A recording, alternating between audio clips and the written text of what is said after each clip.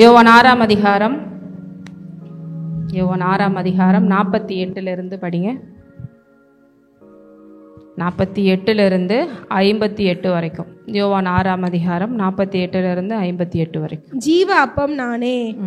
உங்கள் பிதாக்கள் வனாந்தரத்திலே மன்னாவை புசித்திருந்தும் மரித்தார்கள். இதிலே புசிக்கிறவன் மறியாமல் இருக்கும்படி வானத்திலிருந்து இறங்கின அப்பம் இதுவே. நானே வானத்திலிருந்து இறங்கின ஜீவ அப்பம். இந்த அப்பத்தை புசிக்கிறவன் என்றென்றைக்கும் பிழைப்பான். நான் கொடுக்கும் அப்பம் உலகத்தின் ஜீவனுக்காக நான் கொடுக்கும் என் மாம்சமே என்றார். அப்பொழுது யூதர்கள், இவன் தன்னுடைய மாம்சத்தை எப்படி நமக்கு புசிக்க கொடுப்பான் என்று தங்களுக்குள்ளே வாக்குவாதம் பண்ணினார்கள். அதற்கு இயேசு அவர்களை நோக்கி, நீங்கள் மனுஷகுமாரனுடைய மாம்சத்தை புசியாமலும் அவருடைய இரத்தத்தை பானம் பண்ணாமலும் இருந்தால் உங்களுக்குள்ளே ஜீவன் இல்லை என்று மெய்யாகவே மெய்யாகவே உங்களுக்கு சொல்லுகிறேன்.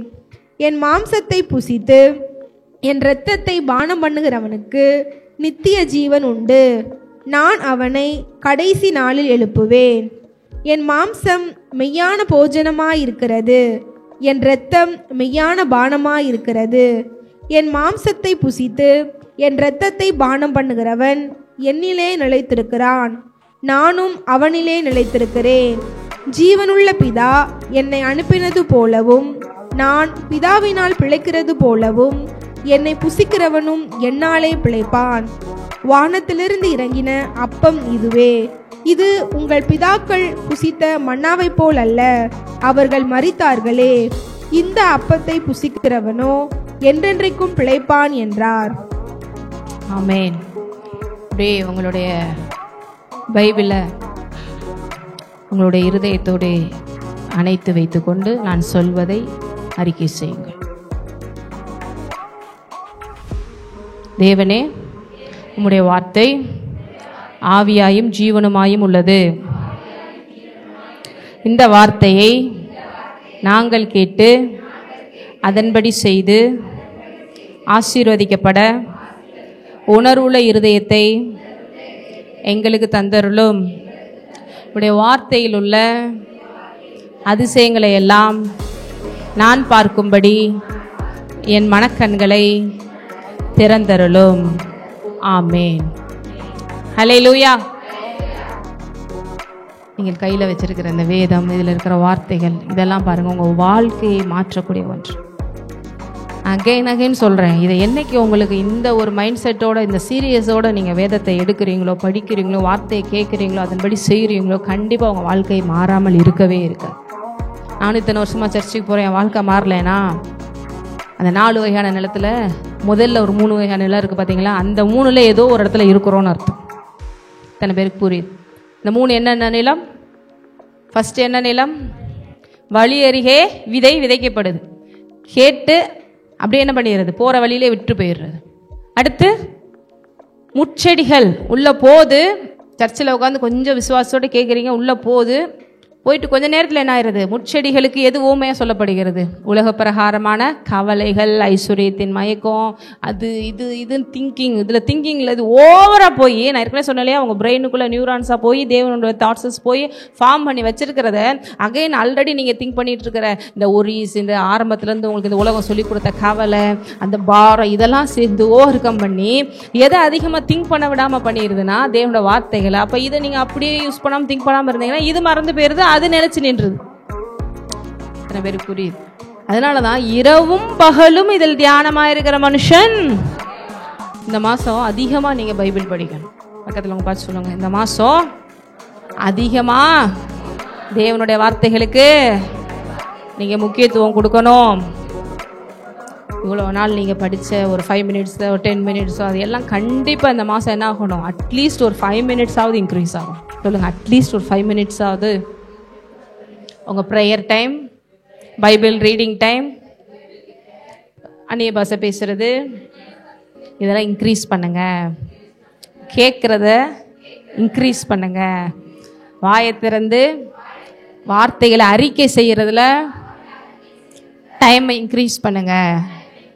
இப்படி செஞ்சீங்கன்னா இந்த மார்ச் மாசத்துல ஒவ்வொரு நாளும், ஏன் இந்த வாழ்க்கை ஃபுல்லாவே பாக்கியமா இருப்பீங்க. ஹல்லேலூயா. எத்தனை பேர் செய்ய போறீங்க? நான் சொல்றதுக்காகவாவது இந்த ஒரு மாசமாவது ட்ரை பண்ணி பாருங்க. செஞ்சு பார்த்துட்டு ரிசல்ட் வரலைன்னா அப்புறம் கேளுங்க. ஆனால் ரிசல்ட் வரலைனாலே தெரிஞ்சிடும் நம்ம எங்கேயோ கோட்டை விட்டுருக்கோம். நான் நல்லா தாங்க எக்ஸாம் எழுதுனேன், ஆனால் என்னன்னே தெரியல, நான் ஃபெயில் ஆகிட்டேன் அப்படின்னு யாரும் சொல்ல முடியாது. டீச்சர் கரெக்ஷன் பண்ணுறவங்களுக்கு தான் தெரியும் நீங்கள் கரெக்டாக எழுதிருக்கீங்களே. இங்கே வந்து சொல்லுவாங்க 100க்கு 100 தான் அப்படின்னு. ரிசல்ட் வந்தால் அப்படியே மார்க் வேறு மாதிரி வரும். நம்ம கூட போட்டு பேப்பர் வேல்யூஷன்லாம் போட்டு மறுபடியும் என்ன என் பேப்பரை பார்க்கலான்னு பார்த்தா அங்கே எல்லாம் தப்பு தப்பாக விட்டு வச்சுருப்போம் இல்லையா? இப்படி தான் நிறைய பேர் நம்ம நினச்சிக்கிறோம், நான் நல்லா தான் ப்ரேயர் பண்ணுறேன், நான் நல்லா தான் விசுவாசிக்கிறேன், ஆனால் மார்க் வரமாட்டேங்குதே அப்படின்னு. இப்போ நம்ம என்ன பண்ணணும்? கரெக்ஷன் பண்ணணும். அப்போ இந்த முள்ளுள்ள இடம் இப்படியாக கொண்டு வருது. எதை கொண்டு வருது? தேவையில்லாம் பிரச்சனைகளை கொண்டு வரும். அடுத்து ஒரு நிலைமை இருக்குது, உள்ளே போகுது, நல்லா கேட்குறீங்க, அதுக்கு மேலே உள்ளே போக முடியாத அளவிற்கு பாறை மாதிரி இருதயம் எப்படி இருக்குது? கல்லாக இருக்குது. அதுக்கு மேலே என்னால் மன்னிக்க முடியாது, என்னால் அனுசரித்து போக முடியாது, என்னால் விசுவாசிக்க முடியாது, சோதனைகளை தாங்கிக்கிற முடியாது, நீதி நிமித்த பாடுகளை தாங்க முடியாது, அன்பு கூற முடியாது, மன்னிக்க முடியாது, அப்படி சொல்லிட்டு அப்படி கல்லாக இருக்குது. அதனால அங்கேயும் போய் உள்ள அடியில் வேறு போக முடியாமல் பட்டு போயிடுது. இன்னொரு நிலம் இருக்குது. அது என்ன நிலம்? உன் இருதயத்தில் கை வச்சு சொல்லுங்க, என் இருதயம் இந்த நல்ல நிலமாக மாற ஆண்டவரே விட்டு கொடுக்குறேன். ஏன்னா ஆண்டவர் ஆல்ரெடி ரிசல்ட் சொல்லிட்டாரு. இப்படி நிலம் இருந்துச்சுன்னா எப்படிப்பட்ட ரிசல்ட் வருமா பாருங்க. பேசிக்கே 30 பாஸ் மார்க். ஒரு எக்ஸாம்பிளுக்கு எடுத்துக்கிட்டிங்கன்னா கூட கண்டிப்பாக நீங்கள் 100க்கு 30 எடுத்துடலாம். அடுத்து 60, அடுத்து 90 கூட போடலங்க. 30, 60, 90 வந்திருந்தா கூட பரவாயில்ல. என்ன போட்டிருக்கு? 100 மடங்கு. அப்படின்னா என்ன? 1% கூட மிஸ் பண்ணாமல் நீங்கள் வாழ்க்கையில் ஜெயமாக வாழ முடியும். அதுக்கும் பாசிபிள் இருக்கா? இருக்குங்கிறார் தேவன். அப்போ நீங்கள் நல்ல நிலமா மாற என்ன பண்ணணும்? ஆவியானவர்கிட்ட என்ன பண்ணணும்? உதவி கேளுங்க. அப்படி கேட்ட அந்த இருதயத்தோடு இங்கே வந்து உட்கார்ந்து பாருங்க. மினிமமே என்னது? 30 வாங்கிட்டு போனாலே பெரிய விஷயம்ல. இத்தனை பேருக்கு ஆமான்னு சொல்கிறீங்க. சும்மா யாரையும் சர்ச்சுக்கு வந்து தேவனை அனுப்புறதே கிடையாது. சும்மா யாரையும் ஆராதனையில் உட்கார வச்சு வெறுங்கையோடு அனுப்புறதே கிடையாது. நீங்களே வீட்டுக்காராக வந்தால் அட்லீஸ்ட் தண்ணியாவது கொடுத்தாது அனுப்புவீங்கன்னா, தேவனுடைய அப்பா வீட்டுக்கு வந்தால் அவர் கொடுத்து அனுப்புவாரா இல்லையா? அவர் எவ்வளோ பெரிய ஆள், அவர் அளவுக்கு கொடுத்து அனுப்ப தான் செய்வார். ஆகவே சர்ச்சுக்கு வர்றதுங்கிறது நம்மளுடைய பிரயோஜனத்துக்காக வரோன்னு வாங்க, கண்டிப்பாக ஆசீர்வாதமாக இருக்கும். இங்கே பாருங்க, தேவன் சொல்றாரு ஜீவப்பம். இப்போ கம்யூனியன்லாம் எடுக்கிறீங்க. கம்யூனியன் எடுக்கும்போது எத்தனை பேருக்கு வந்து இந்த நாலேஜ் இருக்குன்னு தெரியல. ஆனால் பவுல் சொல்கிறாரு, இதை இந்த நாலேஜோடு எடுக்கலைன்னா அது உங்களுக்கு சாதாரண ஒரு மைதா மாவில் செஞ்ச ஒரு சின்ன ஒரு அப்பம்னா நம்ம ஊரில் சொல்கிற மாதிரி அது ஒரு சின்ன ஒரு ரொட்டி துண்டு மாதிரி இருக்கா. அதுக்கடுத்து அது ஒரு grape juice. Just after all அதுதான். சரி கொஞ்சம் வெயிலுக்கு நல்லாயிருக்கும், கொஞ்சம் குடிச்சிட்டு போ, இல்லைன்னா அந்த ஊர்லலாம் சொல்கிற மாதிரி அங்கங்கே எதையோ கொடுக்குறாங்க, அது மாதிரி வாயில் போட்டுட்டு போட்டால் சரியாக போயிடும் போல் அப்படிங்கிற மாதிரி கடைசி வரைக்கும் அது உங்களோட பாடியில் மைதா மாவும் கிரேப் ஜூஸ் மாவு தான் உள்ளே போய் கலந்து வேலை செய்யும். எப்போ வந்து அது உங்களுக்கு ஜீவனாக மாறும்னா அது ஜீவ அப்பமாக நீங்கள் விசுவாசிக்கும் பொழுது. தேவன் சொல்கிறாரு, நான் தான் ஜீவம். அப்பம் அப்படின்னா அது வந்து ரொம்ப வித்தியாசமான டேமாக இருக்குது. நம்ம ஊரில் சாப்பாடுன்னு வச்சுக்கோங்க, இந்த சாப்பாடு உணவுன்னு வச்சுக்கோங்க. இந்த உணவு நீங்கள் எதுக்கு சாப்பிட்றீங்க? டெய்லி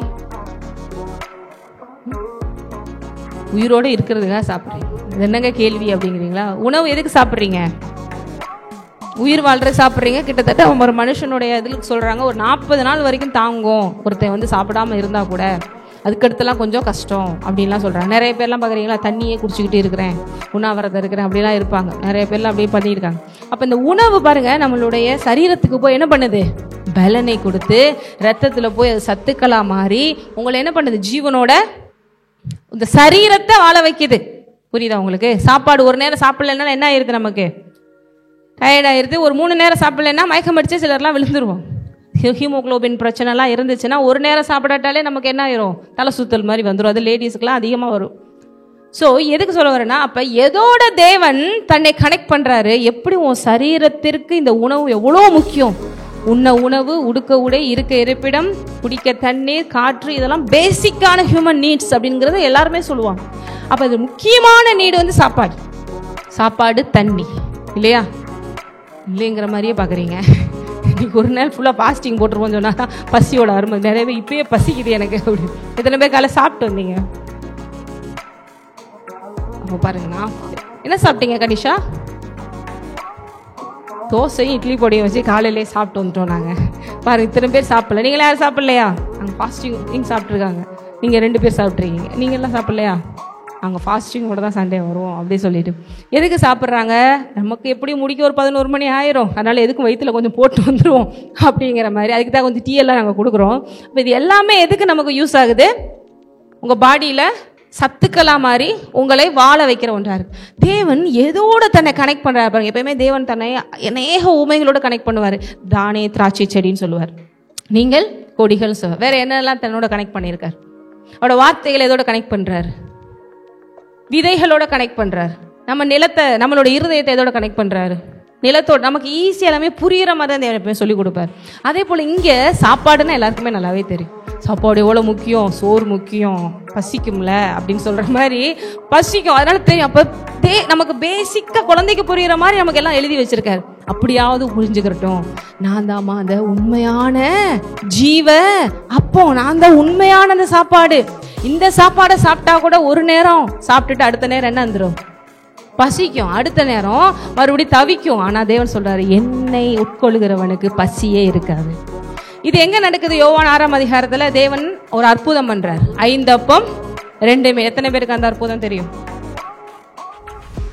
உங்களுக்குலாம் தெரியாதா? சண்டே கிளாஸ்ல சொல்லி கொடுத்துருக்கேன். 5 அப்பம் 2 மீன். என்ன பண்ணார்? 5 அப்பம் 2 மீனை வச்சு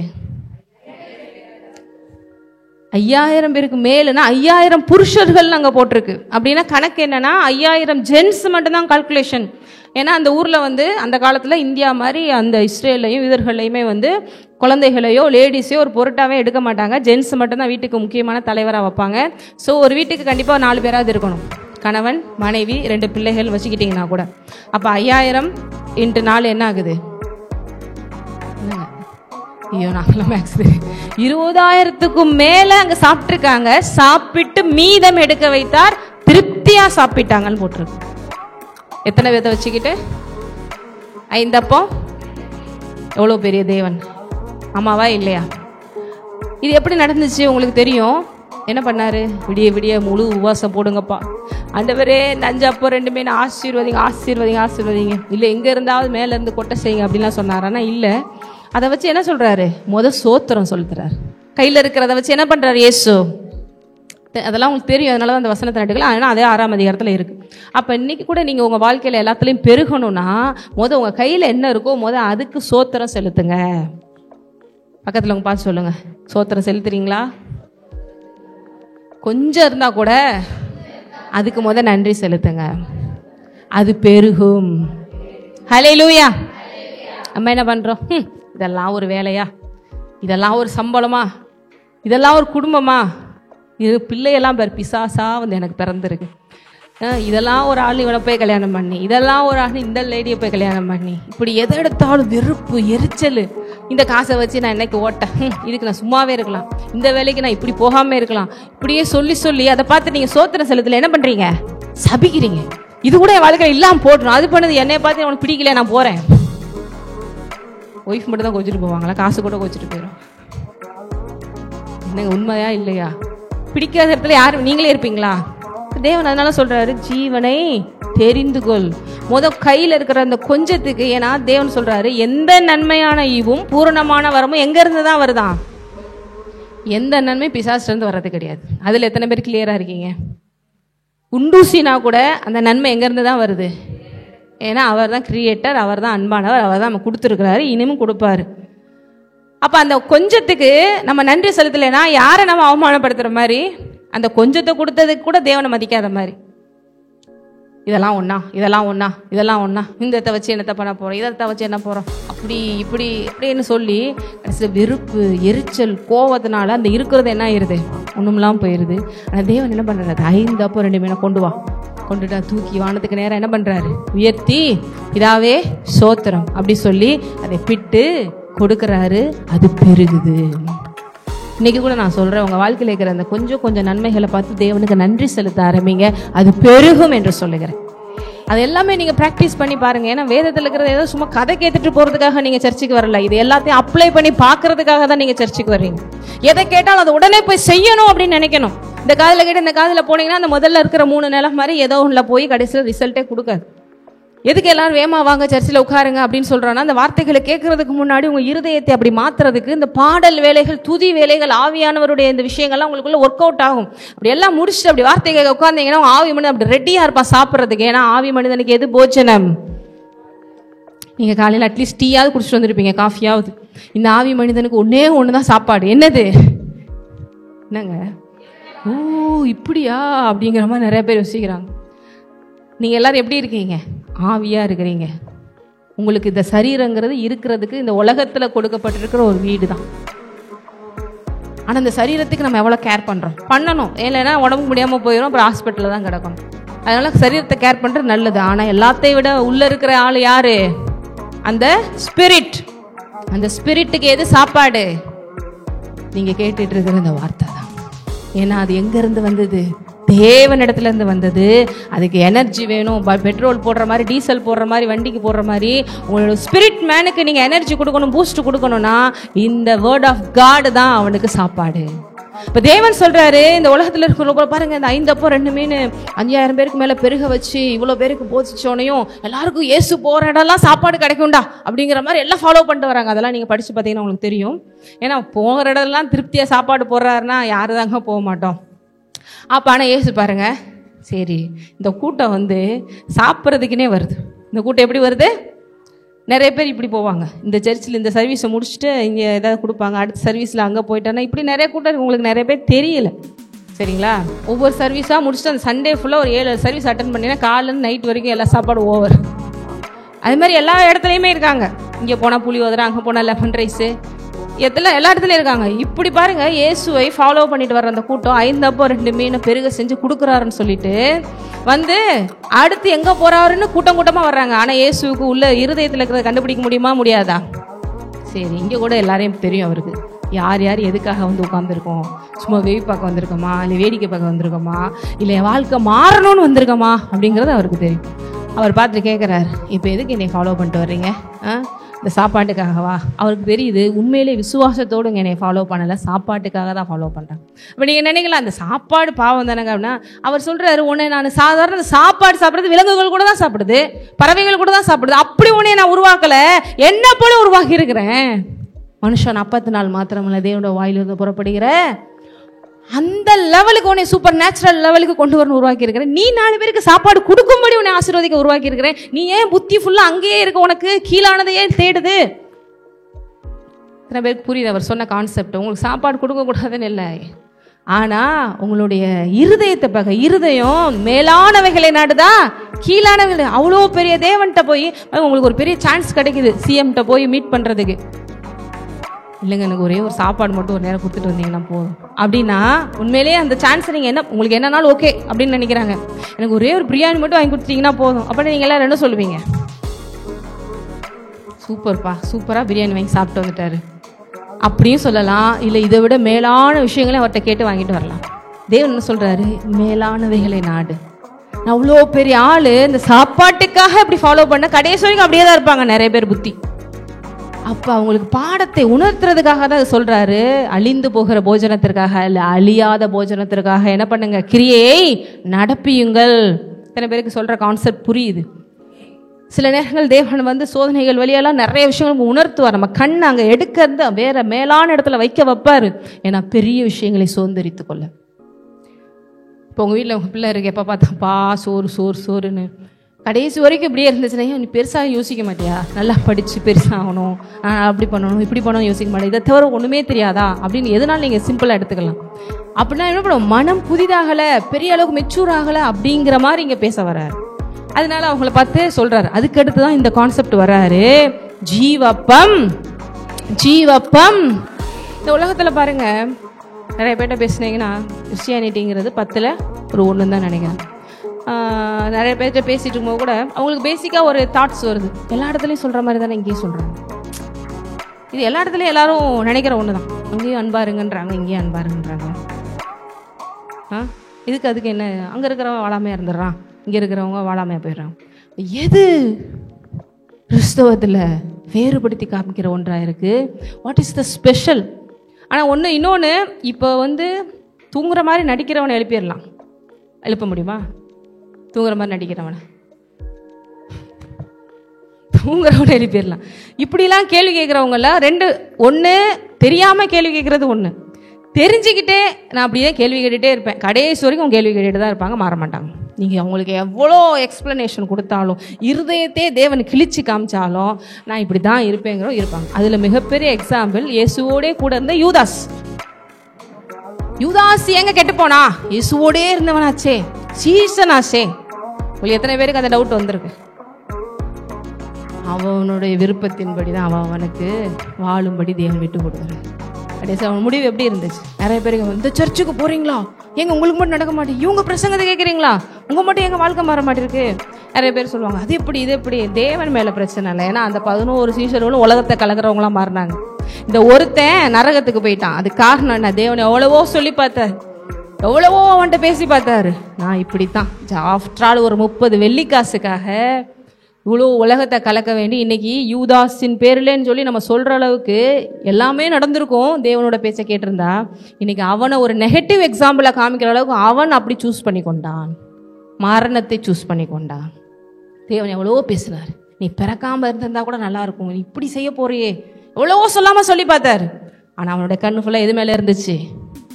அழிந்து போகிற இந்த காசு மேலே. அந்த காசு வந்தால் நான் அப்படி ஆயிரும் இப்படி ஆயிரும். கடைசியில் அந்த காசில் ஒரு பைசா கூட அவன் செலவு பண்ணலாங்க. அதான் வேதத்தில் நீங்கள் பார்த்தேன், ஒரு பைசா கூட அதில் ஒரு ஜஸ்ட் பிஸ்கட் கூட வாங்கி சாப்பிடல. அத்தையும் தூக்கி எரிஞ்சிட்டு மனதில் மனசாட்சின்னு ஆண்டவர் வச்சிருக்காரு பாருங்க. குற்றப்பட்டவனா நாண்டு கொண்டு செத்தான் என்று வேதம் சொல்லி.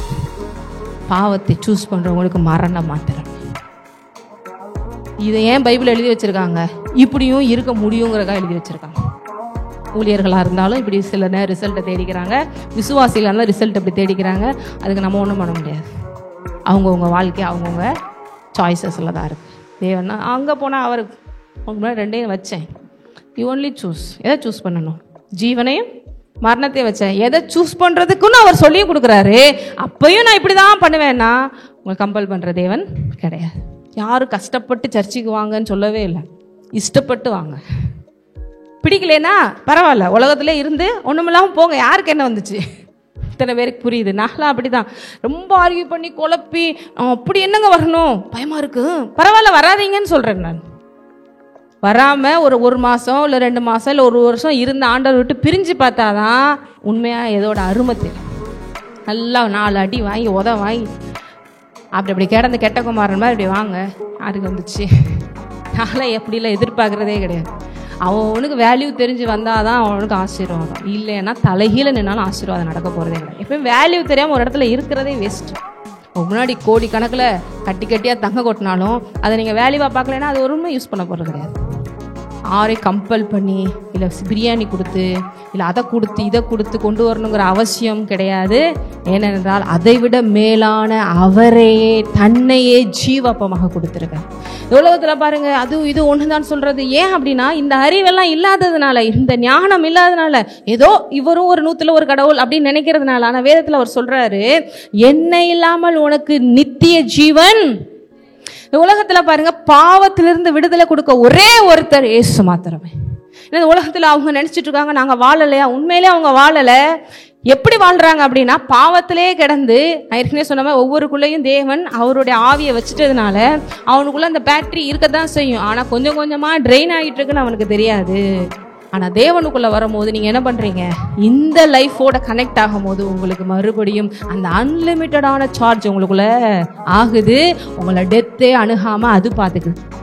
ஆனால் அவனுக்கு ஓடிட்டு இருக்கிற மாதிரி தான் இருக்குது வண்டி. ஏன்னா என்னதான் இருந்தாலும் அவன் யாருடைய சாயலின்படி ரூபத்தின்படி வந்தவன்.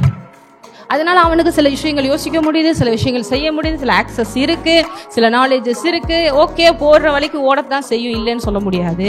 எல்லாத்துக்கும் மேல பிசாசும் ஹெல்ப் பண்றான் சில விஷயங்கள்ல. ஏன்னா அவனுக்கு அவன் முக்கியம். இவன் இருந்தா தானே நமக்கு கொஞ்சம் இந்த உலகத்துல ஏதாவது வேலை வாங்க முடியும், செய்ய முடியும் சொல்லிட்டு பெரிய பெரிய அளவுக்கு அந்தஸ்தை கொடுப்பான், பேரை கொடுப்பான், புகழை கொடுப்பான். டாப் மோஸ்ட் நான் உன்னை கொண்டு வந்து காமிக்கிட்டுமா அப்படின்பா. தேவன்கிட்ட கூட வந்து பேசினானா இல்லையா? ஏசுட்டு வந்து பேசினானா இல்லையா? இந்த உலகத்தின் ராஜ்யத்தை நான் உனக்கு தரேன், ஏன்னா எல்லாம் என் கையில் இருக்கு, நான் ஆதாம்கிட்ட இருந்து பிடிக்கிட்டேன், நான் உனக்கு தரேன், என் காலில் விழுகிறியா அப்படின்னா அப்பால போ சாத்தானே அப்படிங்கிற. ஹல்லேலூயா. அப்போ இந்த உலகத்தில் அவனுக்கும் நிறைய பேரை பாருங்க அப்படி கொடுக்க முடியும், வைக்க முடியும், செய்ய முடியும். ஏன்னா அவனுக்கு அவன் தேவை, அவன் யூஸ் பண்ணிக்கிறான். இன்றைக்கி கூட உலகத்தில் இருக்கிற அரசியல்வாதிகள் முதற்கொண்டு மிகப்பெரிய இந்த மாதிரி ஒரு இலுமினாட்டிஸுங்கிற ஒரு டீமால தான் இயக்கப்படுகிறது என்று நிறைய பேருக்கு தெரியணும். இவங்கெல்லாம் ஒரு பொம்மை மாதிரி தான், பப்பட்ஸ் மாதிரி. பப்பட் ஷோ பார்த்துருக்கீங்களா? பப்பட்டில் அந்த பொம்மை உண்மையிலேயே ஆடுறதில்ல, பொம்மை உண்மையிலேயே பேசுறதில்ல, பின்னால் இருந்து யார் ஆட்டுறாங்க? பப்பட் ஷோ பார்த்துருக்கீங்களா? பின்னால் இருந்து யார் செய்வாங்க? ஒவ்வொரு ஆள் நின்றுக்குருவாங்க, அவங்க தான் வாய்ஸ் கொடுப்பாங்க, அவங்க தான் இப்படி போகணுமா அப்படி போகணுமா செய்வாங்க, அது அப்படி காமிக்கும். இப்படி தான் நிறைய இன்னைக்கு பொலிட்டிக்கல்ஸ்லேருந்து எல்லா நாட்டில் இருக்கிற விஷயங்கள் நடக்குது. பின்னாடி இருந்து செயல்படுறதுலாம் இலுமினாட்டிஸ், எல்லாம் பிசாசினுடைய ஆட்கள். இதெல்லாம் நீங்கள் உள்ளே போய் பார்த்தீங்கன்னா நிறைய விஷயங்கள் இருக்கும். அதனால தான் இந்த உலகம் கெட்டு சீர்குலைஞ்சு சின்ன பின்ன. அப்போ அவனுக்கு ஒரு மனுஷன் தேவையா இல்லையா? தேவை. அதனால அவன் கொஞ்ச நாளைக்கு நல்லா இருக்கணுமா இல்லையா? நல்லா இருப்பான். அதுக்கடுத்து யூதாஸ் மாதிரி மொத்தமாக போட்டு கவுத்திடுவான். அவனை நம்பி போகிறவங்களோட நிலைமை அதே தான். பாவத்தின் சம்பளம் மரணம். எத்தனையோ பேர் பெரிய பெரிய ஆக்டர்ஸாக இருக்காங்க, பேர் இருக்குது, புகழ் இருக்குது, நிம்மதி இல்லை, சமாதானம் இல்லை. இவ்வளோ மாத்திரை கை நிறைய போட்டாலும் தூக்கம் வரும். ஏன்? இயேசு இல்லை. நம்ம நினச்சிட்டு இருக்கோம், இவெல்லாம் காரில் போகிறான், இவெல்லாம் பங்களா வச்சுருக்கான், இவனுக்குலாம் ஏசு, இவனுக்குலாம் சுவிசேஷம் சொல்லணும். ஏனென்றால் அவனுக்குள்ளே இருக்கிற அந்த ஆவி மனிதனுக்கு இதுதான் போஜனம். அங்கே அவன் வறட்சியில் கிடக்கிறான், அங்கே அவனுக்கு ஒன்றுமே புரியல, எல்லாமே இருக்குது, ஆனால் ஏதோ என் லைஃப்பில் மிஸ் ஆகுதே, நிம்மதி இல்லையே, எங்கே போக போகிறேன்னு தெரியலையே, இந்த வாழ்க்கைக்கு அடுத்து என்ன வாழ்க்கை இருக்குது? அவனோட எல்லா கேள்விக்கும் ஒரே சொல்யூஷன் இயேசு மாத்திரமே. அதனால தான் இயேசு மரிக்கும் போது 2 கல்வர்கள் பக்கத்தில் இருந்தாங்க. அதில் ஒருத்தன் பாருங்க எப்பயுமே அதே மாதிரி கேலி பண்ணி கிண்டல் பண்ணியே செத்து போனான். இன்னொருத்தன் இல்லை இல்லை, இவர் தான் அந்த உண்மையான அந்த மெஸ்ஸையா, தேவனே உமோடு கூட என்னையும் பரதேசியிலே சேர்த்து கொடுங்கன்றாங்க. லாஸ்ட் மினிட்ல அடிச்சுட்டு பாருங்க ஜாக் பாட். அவனுக்கு இத்தனை பேருக்கு ஆமான்னு சொல்றீங்க. அது அடுத்த நிமிஷத்துல அவனுக்கு என்ன ஆயிடுச்சு? ரட்சிப்பு கிடைச்சிருச்சு, பாவம் பண்ணு. ஏன்னா அவன் கண்ணு பார்க்குது, இவர் தான் மெய்யான ரட்சகர். அட்லீஸ்ட் இந்த உலகத்திலேயாவது நான் ஒன்றுமில்லாம திருடனா கொள்ளக்காரனா என் வாழ்க்கை ஃபுல்லாக ஒன்றுமில்லாமல் போச்சு, நான் அங்கேயாவது போய் நல்லா இருக்கணும், இன்னொரு வாழ்வு இருக்கு. எத்தனை பேருக்கு தெரியும் இன்னொரு வாழ்வு இருக்கு? இந்த உலகத்துக்கு அடுத்து இன்னொரு வாழ்வு இருக்குன்னு எத்தனை பேருக்கு தெரிஞ்சு வச்சிருக்கீங்க? இந்த உலகத்தில் நம்ம முடிஞ்சிருச்சு, டெத் ஆகிட்டோம், அவங்கள போட்டு முடிச்சிட்டாங்கன்னா அவ்வளோதான், அப்படியே எண்டிங், ஜீரோ. இல்லை, அதுக்கடுத்து தான் இன்னொரு வேர்ல்டுக்குள்ளே நீங்கள் என்ன ஆகுறீங்க? என்ட்ராகிறீங்க. அங்கே இயேசுக்குள்ளே இருந்தால் உங்களை வரவேற்க தேவ தூதர்கள் வர்றாங்க. இயேசுக்கு இல்லாமல் நீங்கள் இந்த உலகத்தில் மிகப்பெரிய பதவியில் கூட இருக்கலாம். அதெல்லாம் யார் தெரியுமா? அதெல்லாம் இந்தியாவை இத்தனை வருஷம் ஆண்டேன், ஜஸ்ட் கொஞ்சம் கெட் அவுட். உங்களுக்குன்னு ஒரு ஆள் வர்றாங்க. யார்? வாடா வா, என் பேச்சை கேட்டு கரெக்டாக செய்கிறவனே வா அப்படி சொல்லி யார் வருவா? பிசாசு கூட்டமாக வந்து அழகா அவங்களுடைய பாதாளத்துக்கு கூட்டுட்டு போகும். தேவனை நம்புறவனுக்கு யார் வருவா? தேவதூதர்கள் வந்து உங்களை மாதிரி ஒரு பாக்கியவான் யாரும் இல்லை, வாங்க தேவனுடைய இந்த மகிமைக்குள்ளே பிரவேசிங்கன்னு சொல்லி அங்கே தான் பாருங்கள், இந்த உலகத்தில் நீங்கள் அவருக்காக செஞ்ச ஒவ்வொன்றுக்கும் அங்கே இருக்கான கிரெடிட் அங்கே ரெடியாக காத்துட்ருக்கு. நிறைய பேர் சொல்கிறாங்க பாருங்க, சில நேரம் பரலோகத்துக்குள்ளெல்லாம் போகும்போது தேவன் நிறைய சர்ப்ரைசஸ் வச்சுருப்பார் அவருடைய பிள்ளைகளுக்கு.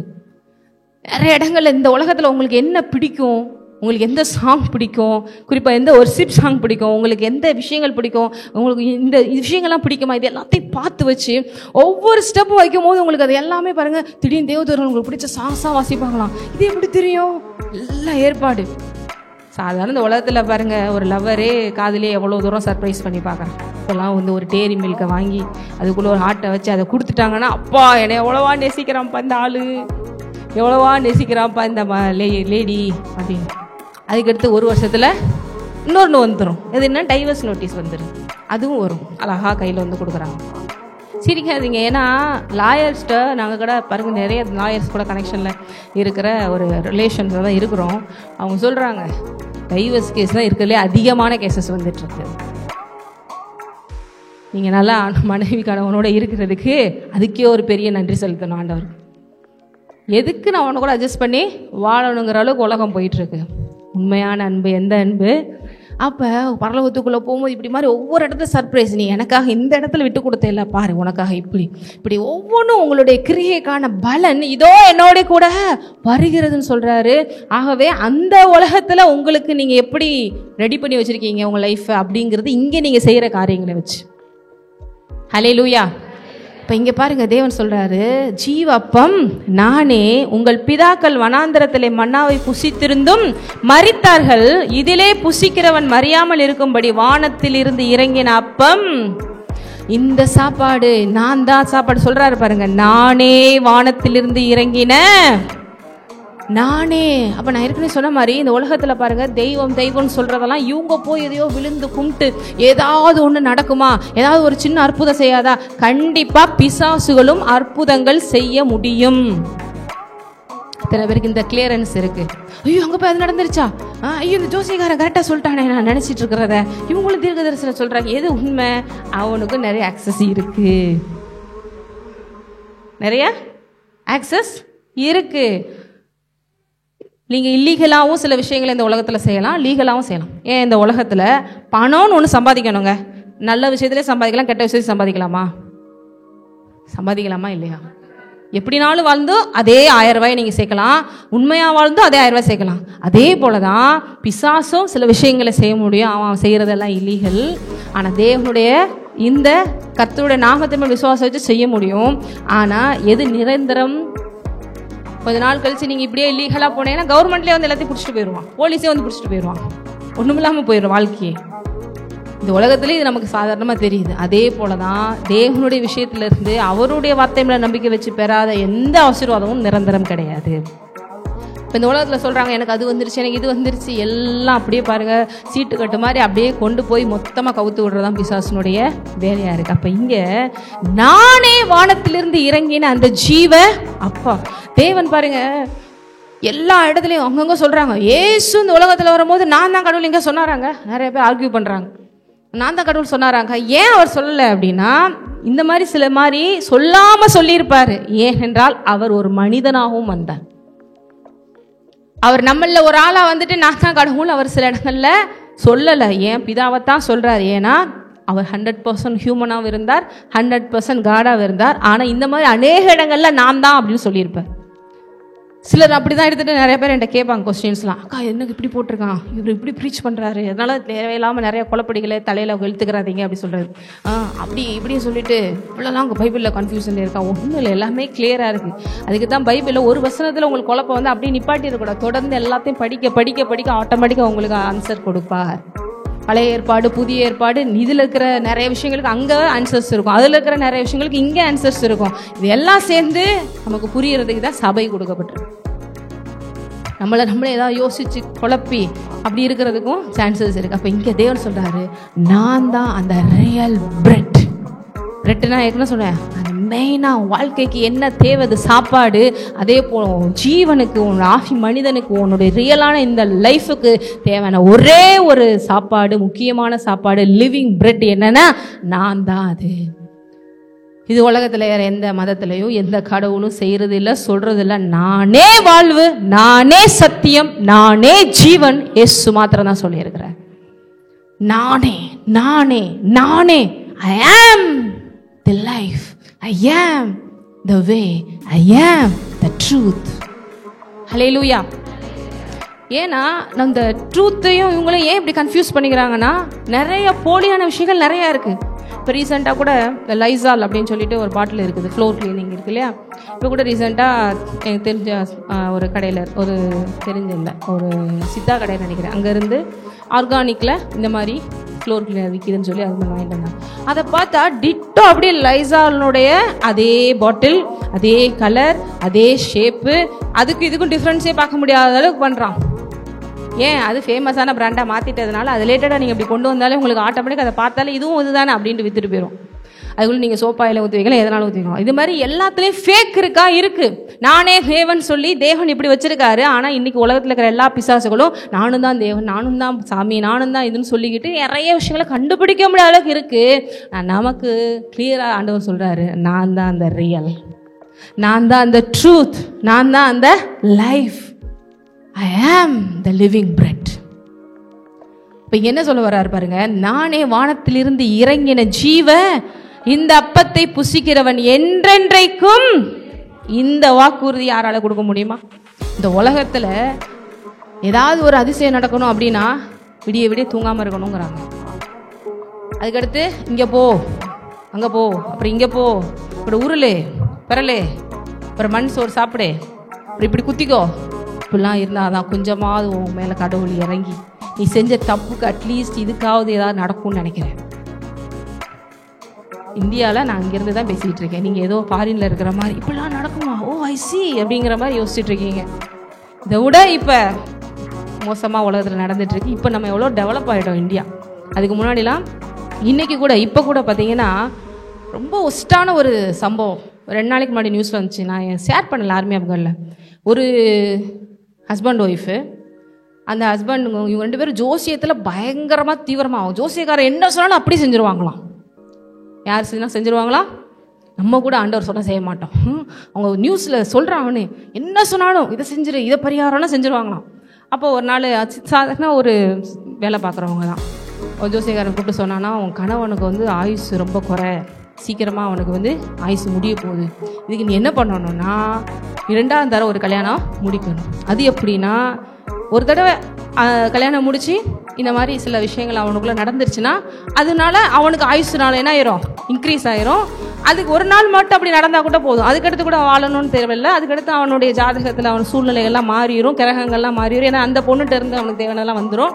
அதுக்கடுத்து நீ நார்மலாக இப்படி இருந்துக்கலாம். அதுக்கடுத்து உன்னுடைய கணவரோட லைஃப் இன்க்ரீஸ் ஆகும். இப்படி கேட்டுட்டு பாவம் என்ன பண்ணியிருக்காங்க, எந்த ஊர்னு எனக்கு சரியாக ஞாபகம் இல்லை, ரோட்டில் விளையாண்டுட்டு ஒரு 13 வயசு பிள்ளை பிடிச்சி அவங்க அப்பா எங்கள் வீட்டில் ஏதோ வாங்கி வச்சுருக்காருன்னு சொல்லி அந்த பிள்ளையை மிரட்டி, அதுவும் சரி அப்பா ஏதோ வாங்கி வச்சுருக்காரு போல் வீட்டில்னு கூப்பிட்டுட்டு போய் தேவையில்லாத விஷயங்கள்லாம் பண்ணி பாருங்க, தேவையில்லாமல் 13 வயசு பிள்ளை தாலியை கட்டி அன்றைக்கி நைட் ஃபுல்லாகவே தேவையில்லாமல் மிஸ்யூஸ் பண்ணி அதுக்கு காவல் உங்கள் ஒய்ஃபு. எங்கள் வீட்டுக்காருக்கு ஆயுசு நாள் இப்படி சொல்லணும், இன்க்ரீஸ் பண்ணணும், அதனால என்ன நடந்தாலும். அதுக்கடுத்து அந்த பிள்ளையை கத்தியை வச்சு மிரட்டி வெளியில் மட்டும் நாளைக்கு நடந்த சொன்னால் உங்கள் வீட்டில் இருக்கிற எல்லாரையும் கொண்டுருவேன், உன்னையும் கொண்டுருவேன்னு சொல்லி சின்ன பிள்ளைய தான் மிரட்டினா பயந்துருவாங்கல்ல. இப்போ வீட்டில் இருக்கிறவங்களும் ஒரு பக்கம் என்ன விளையாட போன பிள்ளைய காணோம்னு தேடி இருக்காங்க. கடைசியில் போலீஸ் ஸ்டேஷனில் போய் இவ்வளோ விஷயம் வெளில அவங்க 2 பேரும் அரெஸ்ட் பண்ணி உள்ளே வச்சுட்டாங்க. அது வேறு விஷயம். பாருங்கள் எப்படி ஒரு ஜோசியத்துக்காக இப்போ ஆயுசு காலம் எங்கே இன்க்ரீஸ் ஆகுது, ஜெயிலில் இன்க்ரீஸ் ஆகுது. எவ்வளோ அழகாக ஜோசியம் பலிச்சிருக்கு பாரு. ஆயுசு தண்டனை தான் கொடுத்துருப்பாங்க எனக்கு. இத்தனை பேருக்கு இதெல்லாம் நமக்கு சிரிப்பா இருக்கு. அந்த பாதிக்கப்பட்ட குடும்பத்துக்கு எப்படி இருக்கும் யோசிச்சு பாருங்க. இப்படியெல்லாம் பயங்கரமாக பண்ணுறவங்களும் உலகத்தில் இருக்க தான் செய்கிறாங்க. எதுக்கு சொல்ல வரேன்னா, இங்கே பாருங்க, நான் கொடுக்கும் அப்பம் உலகத்தில் ஜீவனுக்காக நான் கொடுக்கும் என் மாம்சமே என்றார். இந்த அறிவு இல்லாதனால இந்த உலகத்தில் பாருங்க, எவனை கெடுக்கலாம், எவனை ஒன்றும் இல்லாமல் பண்ணலாம். நான் நல்லா இருந்தால் போதும், அதுக்கு என்னன்னாலும் பண்ண நான் ரெடி. நான் சம்பாதிக்கணும், நான் மேலே வரணும், நான் கோடி கோடியாக பணம் வைக்கணும், அதுக்கு என்னன்னாலும் சரி. இப்படி தான் உலகமே ஓடிட்டுருக்கு. நான் நமக்கு எது லைஃப், உண்மையிலே எல்லா மனுஷனுக்கும் இதான் லைஃப். அவன் அந்த புரிஞ்சுக்கிறதுனால தான் இப்படி போயிட்டுருக்கான். உண்மையான லைஃப் யார்? இவர்கிட்ட இப்படி தேவையில்லாத விஷயங்கள்லாம் போய் பெற்றுக்கொள்ளணுங்கிற அவசியம் இல்லை. ஏன்னா இவரே போதுமானவருக்கு அதிகமானவராக இருக்கிறார். அதான் சொல்கிறாரு, ஏன்ட்ட வரவனுக்கு பசி இருக்காதுன்னா என்ன, உன் வாழ்க்கையில் எந்த குறையும் இருக்காது, மரணம் வராது. ஏன்ட்ட வரனுக்கு தாகம் இருக்காதுன்னா என்ன, எந்த விதத்திலும் உன்னை நான் கையேந்த விட மாட்டேன். நானே உன்னை போஷித்து உன்னை முழுமையான ஆசீர்வாதத்தில் நடத்த, பரிபூர்ணமான ஆசீர்வாதத்தில் நடத்த, நீ அநேகருக்கு ஆசீர்வாதமாக இருக்கும்போது நடத்த நானே உனக்குள்ளே வந்துடுறேன்றார். இது ஏதோ போய் அப்பப்போ பிளெஸிங்ஸை வாங்கிட்டு வர்றது இல்லைங்க. ஒரு பிச்சைக்காரங்கிட்ட போய் அப்படியே பிச்சை எடுக்கிறாங்க பாருங்க. ஐயா சாமி பசிக்குது, சரி போ ஒரு 10 ரூபா தரேன் போ. அதுக்கடுத்து மறுபடியும் அடுத்த வேலைக்கு என்ன பண்ணணும், ஐயா சாமி பசிக்குதுன்னு போகணும். இப்படி உங்களை பிச்சைக்காரெலாம் வைக்கல. அவ்வளோ பெரிய தேவன், நானே வழி நானே சத்தியம் நானே சொல்ற தேவன், அவரே உங்களுக்குள்ள வர்றதுக்காக தன்னையே கொடுத்துட்டார். ஏதோ கொஞ்சம் குறைய கொடுக்கலங்க, மொத்தமாகவே கொடுத்துட்டாரு. அதுக்கு அவர் செஞ்சது தான் இந்த சிலுவை. ஏன்னா உங்களுக்குள்ள ஒரு மனுஷனுக்குள்ள வரணும்னா அவர் மனுஷனுடைய சாயல்ல அவர் அவனுடைய பாவ சாபங்களுக்கெல்லாம் நிவர்த்தி செய்து அவர் அவனுடைய இடத்தை பிரதிபலித்து அவர் ஜெயிச்சு அந்த அவர் உங்களுக்குள்ள வரணுங்கிறதுக்காக தான் இந்த சிலுவை. உங்க சாமி உங்களுக்கு கிறிஸ்தவத்தில் என்னங்க செய்து சும்மா போயிட்டு வேண்டிட்டு ஏதாவது கொடுக்குதா? இல்லை, அவரே எனக்குள்ள வந்துட்டார். அவர் சாதாரணவரா? ராஜாதி ராஜா, கர்த்தாதி கர்த்தா, தேவாதி தேவன், ஜீவாதிபதி. அந்த ஜீவனே உங்களுக்குள்ள வந்துருச்சுன்னா உங்களுக்கு மரணத்துக்கு சம்பந்தம். அதான் சொல்றாரு, அது எப்படி நடந்துச்சு, சிலுவையின் மூலமா நடந்துச்சு. அதுதான் என் சரீரம். இப்படி உலகத்துல இருக்கிற எந்த இடத்துல அவங்க விசுவாசிக்கிற, அவங்க யோசிக்கிற, அவங்க கொண்டாடுற சாமி ஏதாவது செஞ்சுதா, ஒரு சொட்டு ரத்தம் கூட சொன்னா, இன்னொன்னு நீ வேணா குடு, நரபலி குடு, அப்போ தான் உன்னை நான் என்ன பண்ணுவேன், பிளஸ் பண்ணுவேன். நரபலி கொடுக்குறாங்களா? கொடுக்குறாங்க. பயங்கரமாக எல்லா இடங்களையும் உங்களுக்கு தெரியாது, நார்த் இந்தியாவிலலாம் பயங்கரமாக நடந்துட்டுருக்கு சம்பவங்கள்லாம். நமக்கு அவரே தன்னை பலியாக ஒப்பு கொடுத்துருக்கிறார். அவங்கெல்லாம் பாருங்கள், இல்லீகலாக போய் பிசாசை சாட்டிஸ்ஃபேக்ஷன் பண்ணி, ஏன்னா அதுதான் இந்த ரத்தத்தில் என்ன இருக்குது, ஜீவன் இருக்குது. அது ஜீவன், அது இல்லாதது ஒரு பிசாசு. அதனால் அது மூலமாக அதை எடுத்துக்கொண்டு, சரி எனக்கு செஞ்சல நான் உனக்கு செய்கிறேன். இத்தனை பேர் பில்லி சூனியம் இந்த விஷயங்களெல்லாம் பார்த்துருக்கீங்க சினிமாலையாவது, இல்லை கேள்விப்பட்டிருக்கீங்களா? உங்கள் போனோடனையும் உங்களுக்கு ஆசீர்வாதம் வந்துட்டீங்களா, உங்களுக்கு ஆசீர்வாதம் சொல்லிடுவாங்களா? என்ன பண்ணுவாங்க? இல்லை, அவங்க போய் ஏதாவது நீங்கள் காரியத்தை நடப்பிக்கணும்னாலும் நீங்கள் என்ன பண்ணணும்? பைசா கட்டி நிறையா, தாம்பூலத்தில் பைசா, வேற இல்லைங்க, எனக்கு அதெல்லாம் தெரியாது. சினிமாலையாவது பார்த்துருப்பீங்க, செஞ்சுருப்பீங்களே. என்ன பண்ணுவாங்க மேஜிக்ஸ் பண்ணுறதுக்கு? மெயினாக இதை கொண்டு வா, அதை கொண்டு வா, எனக்கு இத்தனை விஷயம் வேணும், கோழி அடித்து கொண்டு வா, நிறைய தொட்டனான்னு சொல்லி ஒரு பெரிய, எத்தனை பேர் கேள்விப்பட்டிருக்கீங்க தொட்டனா? தொட்டனா கேரளா, அதனால் பிரதருக்கு தெரிஞ்சிருக்குன்னு நினைக்கிறேன். ஸோ அவங்க கேரளாலலாம் பார்த்திங்கன்னா அந்த மாந்திரிகங்கள்லாம் பயங்கரமாக இருக்கும். ஆனால் அங்கே தான் பாருங்கள் தோமா காலை வச்சார். இன்றைக்கும் இந்தியாவிலேயே ஏன் கேரளாவும் தமிழ்நாடும் எவ்வளோ ஊரில் அசிங்கங்கள் மோசமான விஷயங்கள் நடந்தாலும் ஏன் இங்கே தொட முடியாமல் இருக்குன்னா, தோமா அங்கே காலை வச்சார், இங்கே மறிச்சார். அந்த ரத்தம் இன்றைக்கும் பேசி கொண்டு இருக்கிறது.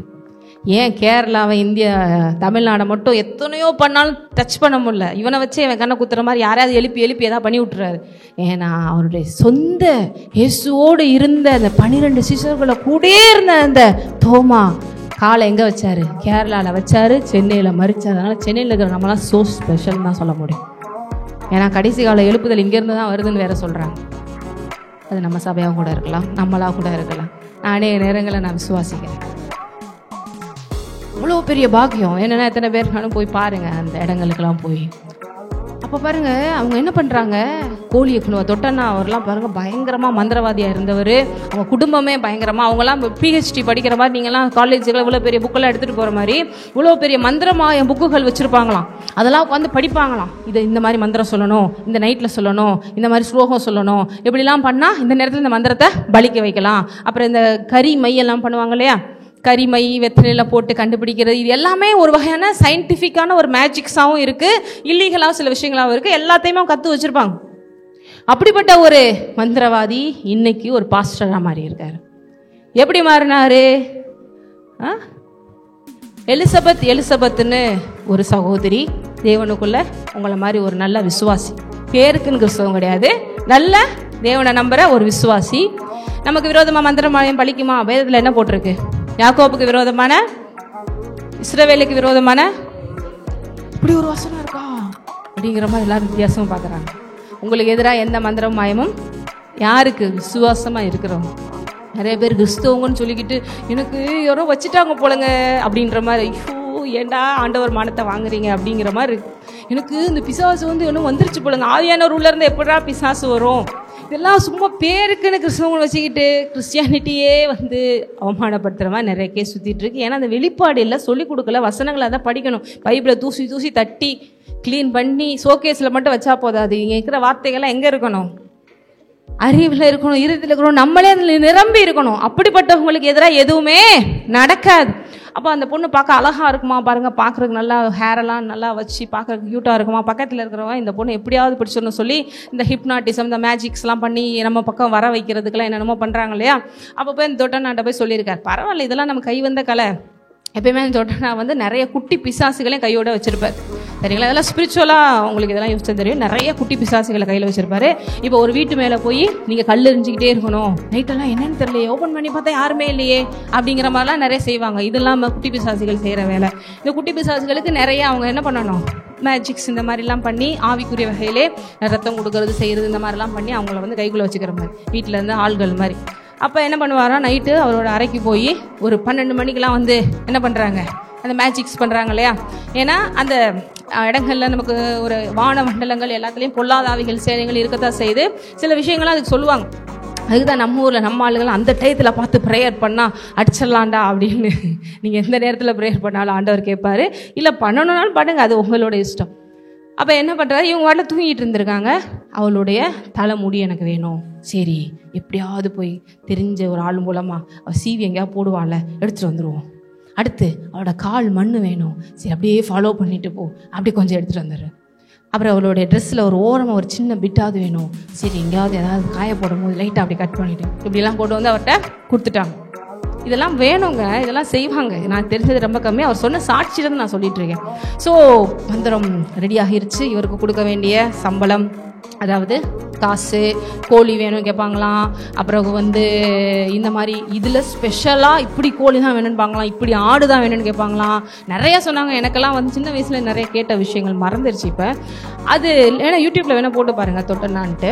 ஸோ அது எல்லாத்தையும் கொண்டு வந்து கொடுக்கணுமா. அதில் கொஞ்சம் ஏதாவது குறை இருந்துச்சுன்னா கூட, இதெல்லாம் நீ கொண்டு வந்துதான் ஒரு பூசாரிக்கு இப்படியா கொண்டு வர்றது, எடுத்துகிட்டு போ அப்படி சொல்லி தூக்கி எரிஞ்சிருவாங்களாம்.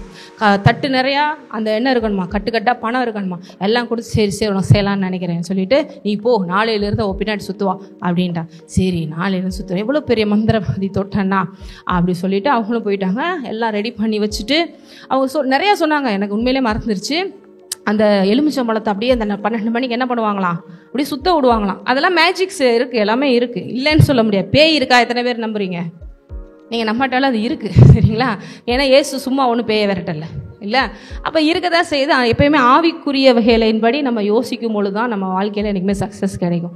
நான் உங்களுக்கு அடிக்கடி அதான் அந்த வார்த்தை சொல்கிறேன். கிறிஸ்தவன் எல்லாவற்றையும் எப்படி யோசிக்கணும், ஆவிக்குரியபடி யோசிக்கணும். எதுக்கு திடீர்னு இந்த வாழ்க்கையில் இப்படி நடக்குது, எங்கே எது வந்திருக்கு, உட்காந்து ஜோம் பண்ணி பார்த்தீங்கன்னா உங்களுக்கு வந்திருக்கு தெரிஞ்சிடும்.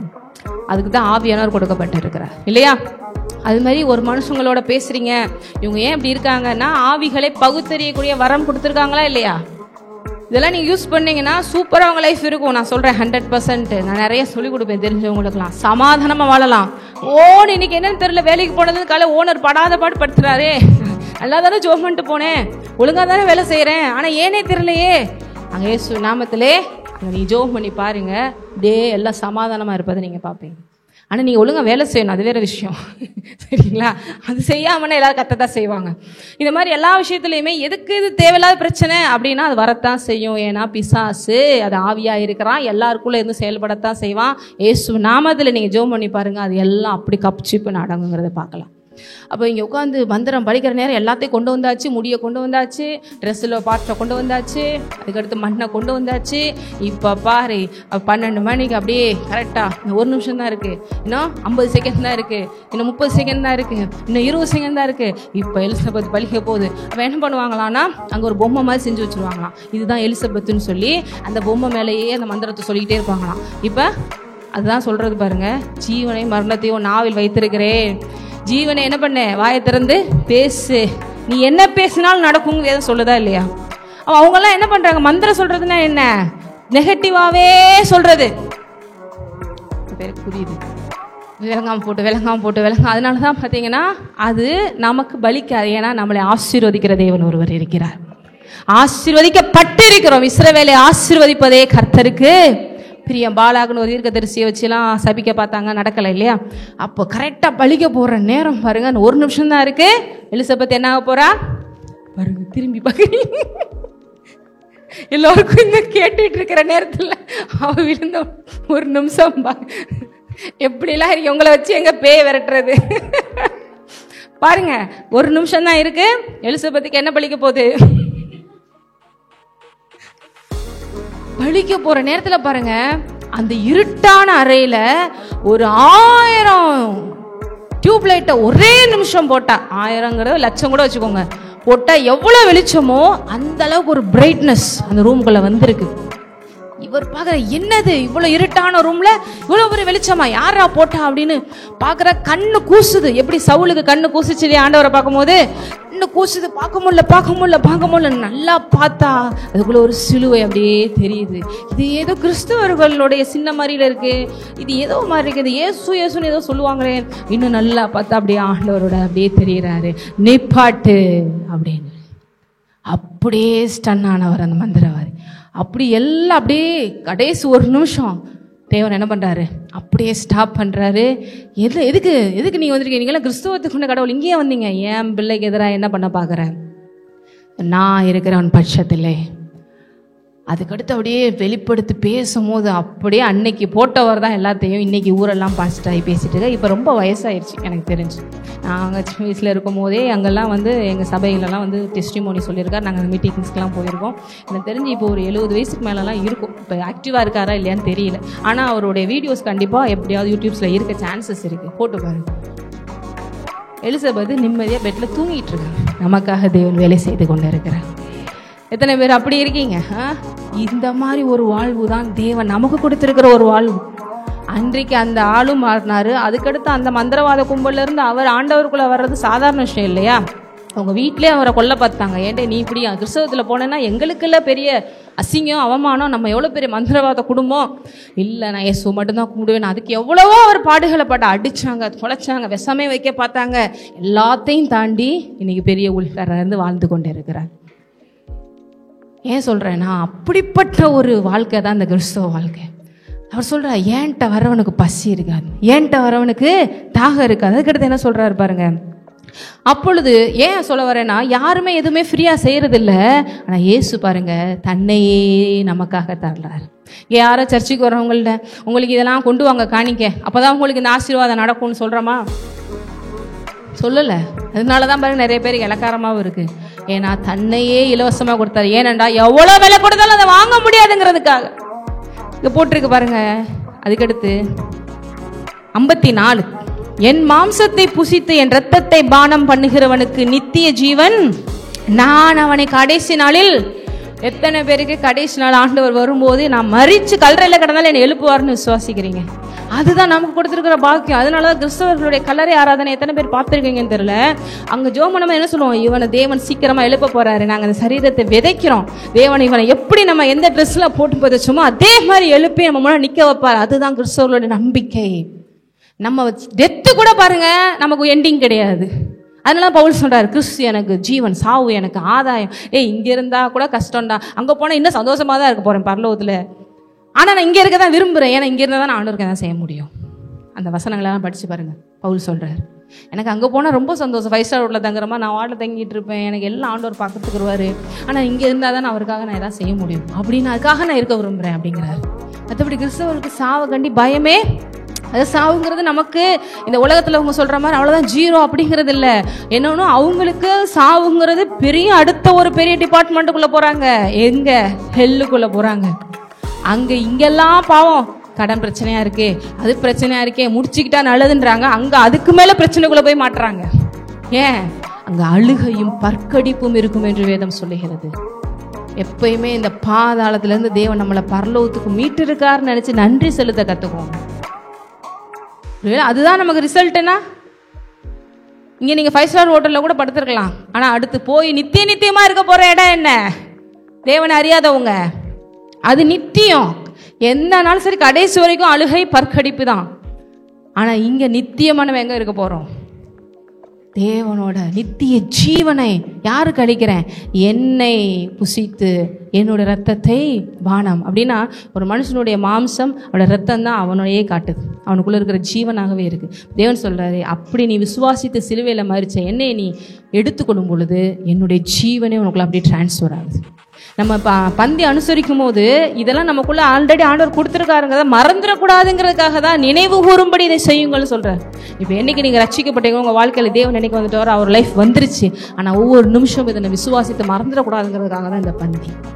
எத்தனை பேர் அப்படி நீங்கள் திருவிருந்து எடுக்கிறீங்களோ அவங்களுக்கு அந்த நிமிஷம் ஒரு மேஜிக் நடக்காமல் இருக்கவே இருக்காது. அந்த நிமிஷம் ஒரு சரீரத்தில் இருக்கிற பலவீனங்கள் போகாமல் இருக்கவே இருக்கு. அதனால பவுல் சொல்றாரு, இதை நிதானித்து அறிந்து எடுக்க கடவன், அவனுக்கு அது ஜீவனாக இருக்கும். கம்யூனியன் எடுக்கும் போது நிறைய பேர்லாம் பார்த்துருக்காங்க பாருங்க, சீரியஸாக இருப்பாங்க. இந்த விசுவாசத்தோடு கம்யூனியன் எடுத்து எந்திரிச்சு உட்காந்தவங்களாம் நான் நிறைய பேரை பார்த்துருக்கேன். இது மாதிரி ஒரு பெஸ்ட்டான விஷயம் உங்கள் லைஃப்பில் கிடையவே கிடையாது. சரீரத்தில் மட்டும் இல்லை, உங்கள் வாழ்க்கையிலையும். ஏனென்றால் நீங்கள் எதை எடுக்கிறீங்க? இப்போ பிளட் இல்லாதவனுக்கு ஹாஸ்பிட்டலில் பிளட் ஏற்றணும்னு என்ன ஆயிடுறாங்க?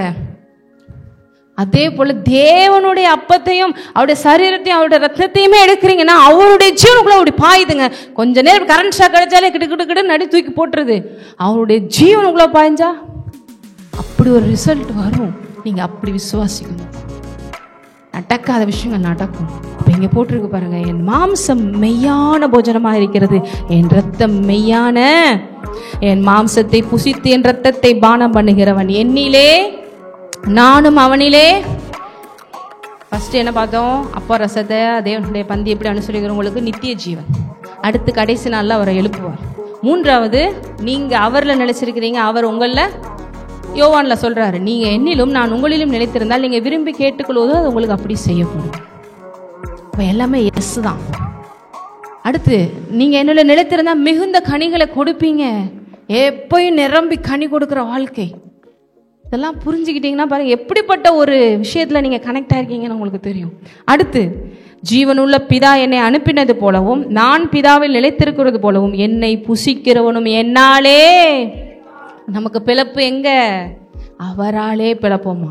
எனக்கு அது இல்லை இது இல்லை நான்லாம் எப்படி வாழ முடியும்னு நினைக்காதீங்க. இயேசு விசுவாசிங்கன்னா அவர் உங்களை வாழ வைப்பார், என்னாலே பிழைப்பான்.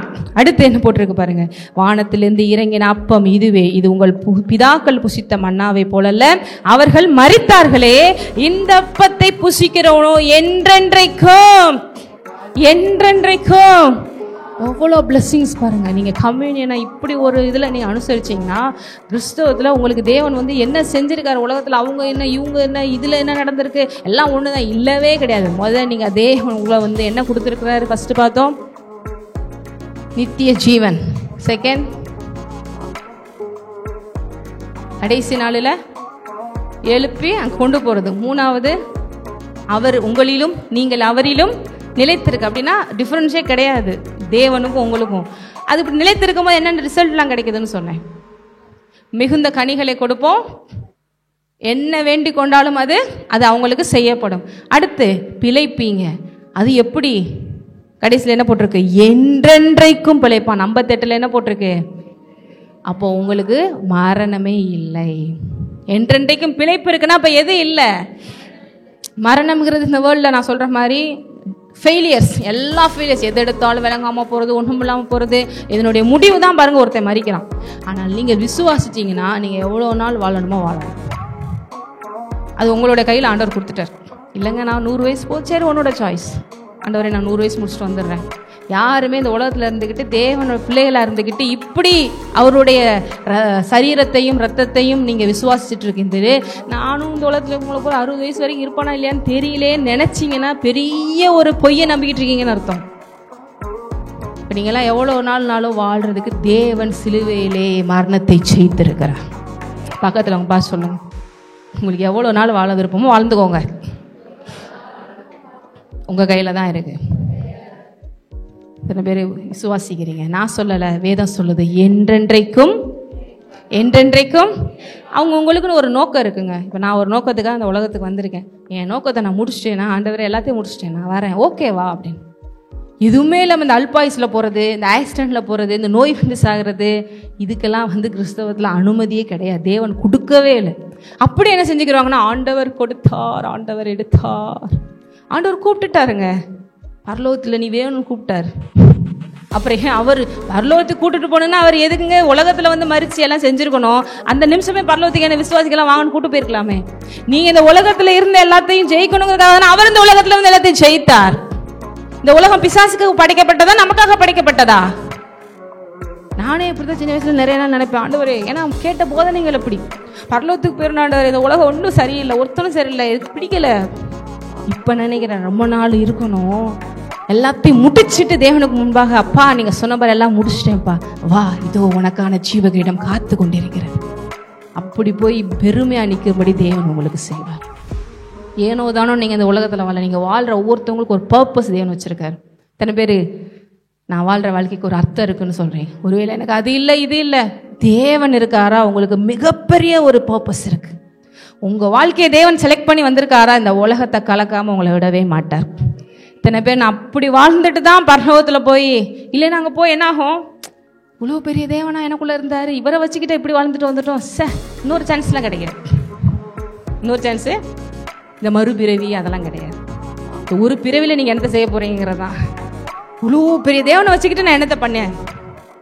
அங்கே போய் ஒரு செகண்ட் அப்படி பார்த்தோனையும் அதெல்லாம் என்னென்னமோ பண்ணியிருந்துருக்கலாம் போலயே ஃபீல் பண்ணாது. அதனால இப்பயே இந்த மார்ச் மாதம் 2025 முடிவு எடுத்து மாற்றிருங்க. அங்கே போன ராஜ வரவேற்பு உங்களுக்காக இருக்கும்.